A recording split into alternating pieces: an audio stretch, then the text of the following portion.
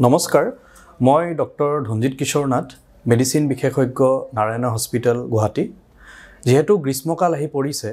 হেহে এই গ্ৰীষ্মকালতে দেখা দিয়া এটা বিশেষ স্বাস্থ্য অৱস্থাৰ কথা আপোনালোকৰ লগত আলোচনা কৰিব বিচাৰিছো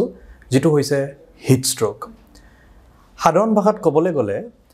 মানুহৰ শৰীৰটোৱে কিছুমান বিশেষ পদ্ধতিৰে শৰীৰৰ তাপমানটো নিয়ন্ত্ৰণ কৰে অতিকৈ তাপমানৰ লগত সম্পৰ্ক আহিলে এই শৰীৰৰ তাপমান যদি